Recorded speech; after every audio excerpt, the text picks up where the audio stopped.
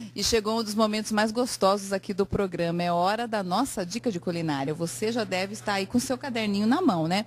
Hoje a nossa convidada é a nutricionista Karina Pelói Boquese, que vai ensinar um bolo de cacau e castanha. Uma receita que é nutritiva, que é saudável, agrada as crianças e também os adultos, né? É isso mesmo, Karina. Boa tarde. Obrigada pela sua presença aqui no Revista. Boa tarde a todos. Obrigada a vocês. É isso mesmo. Nós vamos preparar um bolo hoje, um bolo funcional. Que agrada, sim, o paladar das crianças e também dos adultos, né? Nós vamos substituir o chocolate, né, e açúcar branco e a farinha de trigo por outros ingredientes, que vai tornar esse bolo um bolo mais saudável, com ingredientes funcionais. Quando você fala do ingrediente funcional, é aquele que ele, além de me alimentar, enquanto eu estou fazendo a digestão dele, eu já estou trabalhando todo o meu organismo? Como é que é isso? Isso, não só a digestão, né? Os alimentos que possuem nutrientes funcionais, na verdade, ele tem substâncias bioativas que têm outras funções no organismo além de alimentar. Como, por exemplo, você pega os flavonoides presentes no cacau, né, que a gente sabe que ele é muito eficiente na prevenção de doenças cardiovasculares, como a linhaça, que é rica em ômega 3, de origem vegetal, e a maçã, que a gente coloca mais fibras. Então, assim, nós vamos trazendo nutrientes que têm funções outras além de nutrir. Aí eu trago para dentro do alimento, não preciso ficar tomando cápsulas e compostos, enfim, para colocar coisas que eu podia estar colocando na minha alimentação. E quando a gente coloca dentro de um bolo, às vezes é difícil você convencer uma criança a comer castanha, a comer linhaça, a consumir, por exemplo, o óleo de coco, que nós vamos usar aqui hoje. Então, dentro de um bolo, a criança acaba aceitando. Ainda mais com cacau, né? Com cacau, que dá aquele ar de chocolate, mas tem o excesso de açúcar que existe no chocolate e o excesso de gorduras. Mas tem a cor que ele gosta, ele Exatamente. come. E o sabor, vocês vão ver que é super saboroso. Então vamos lá, o que a gente precisa para fazer esse bolo? Bom, então pra gente começar, nós vamos primeiro bater os líquidos, tá? Nós vamos usar, olha, óleo de coco, aqui tem meia xícara de óleo de coco, tá certo? Vou formar uma base líquida para esse bolo. Vou colocar a maçã. Qual o objetivo da gente colocar a maçã? Inserir fibra nesse bolo, né? E também as vitaminas, os minerais presentes nessa maçã. Com casca e tudo. Por favor, todas as frutas, né? Eu digo assim que se puder, põe até a manga, higieniza a manga e come até manga com casca. Porque muitos dos bons nutrientes das frutas estão na casca, com certeza, a casca, tá? Eu vou utilizar a metade da linhaça dourada. Por quê? Eu quero os dois benefícios que a linhaça tem.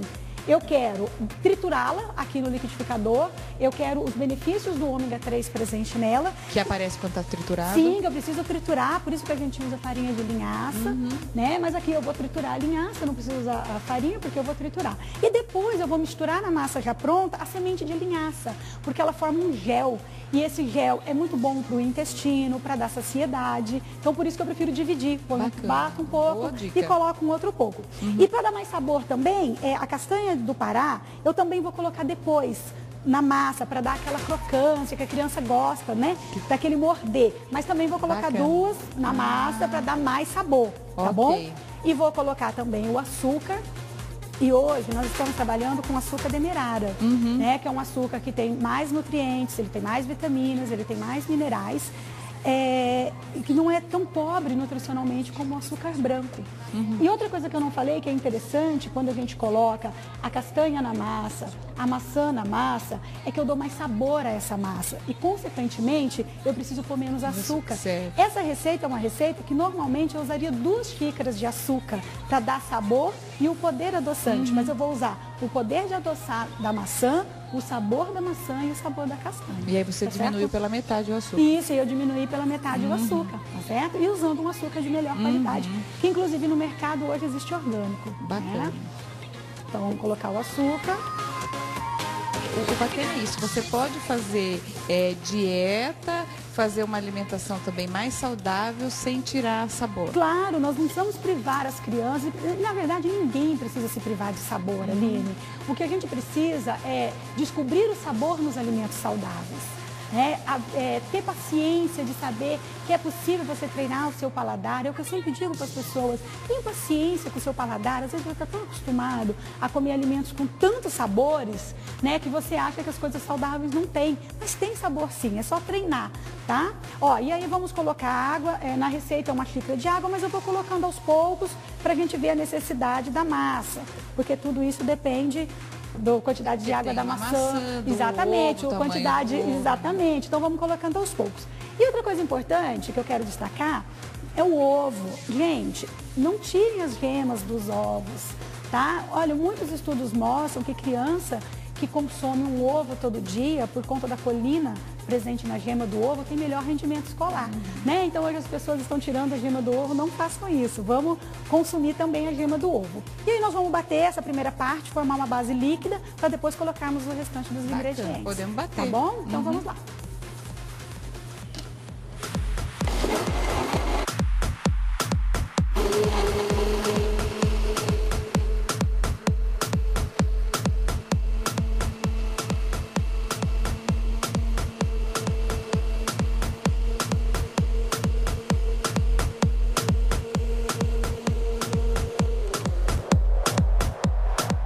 E atenção, não é para coar, né? Ah, não, de forma alguma. Eu quero que tudo esteja presente dentro desse bolo. E aí, hoje, em atenção, né, às pessoas com problemas com a ingestão do glúten, hoje eu vou preparar essa receita com farinha de arroz, que poderia ter sido feita com farinha de trigo.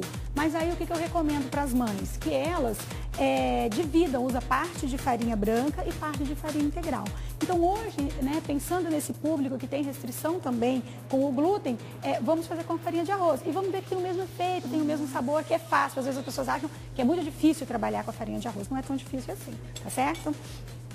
Então vamos lá, que tem 1,5 xícaras de farinha de arroz. E a farinha de arroz, o que é legal em relação à farinha de trigo, é que além dela não ter glúten, ela tem sim uma melhor digestibilidade. Né? A gente come um bolo. Ela é mais leve. Sim, é muito mais leve, a digestão é muito mais fácil, tá certo? E aí, gente, finalmente o cacau. Isso não é chocolate em pó, isso é cacau. Cacau é um alimento fantástico, ele é rico em flavonoides, né? Ele é bactericida, ele é antifúngico. Então, é um alimento muito interessante para as crianças. Ele é rico em cromo, que por si só diminui a vontade de comer doce. Né? Então, é um alimento que o brasileiro não tem hábito, a gente muitas vezes não sabe usar. Né? E o chocolate com alto teor de cacau é legal, mas as pessoas, criança, não aceita o chocolate com alto teor de cacau. Então é uma forma de fazer as crianças consumirem cacau. Começar a introduzir no paladar. E normalmente a gente encontra onde o cacau e a farinha de arroz? Olha, hoje, felizmente, nas redes de supermercado já encontramos, né, farinha de arroz, já encontramos o cacau. E em Cuiabá também já temos lojas especializadas em produtos sem glúten, produtos sem leite. Ah, e uma outra observação, essa receita não tem leite. Restrição à lactose também é uma possibilidade, tá bom? Então vamos lá, eu vou bater novamente, tá bom?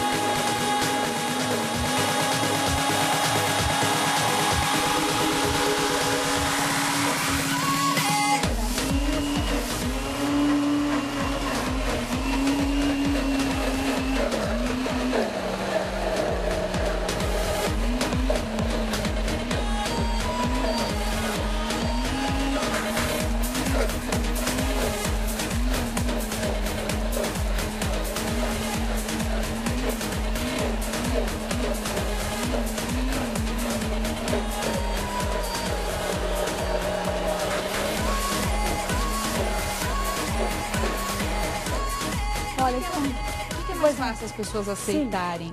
Os alimentos doces mais saudáveis ou as comidas de sal mesmo, as refeições principais? Olha, eu vejo que os doces, as pessoas têm um pouco de dificuldade com o sabor residual que tem o adoçante. Né? Inclusive essa receita, o que a gente usou de açúcar, poderia facilmente ser substituída por 1 xícara de adoçante, né? De preferência que seja a base de sucralose e a base de estévia.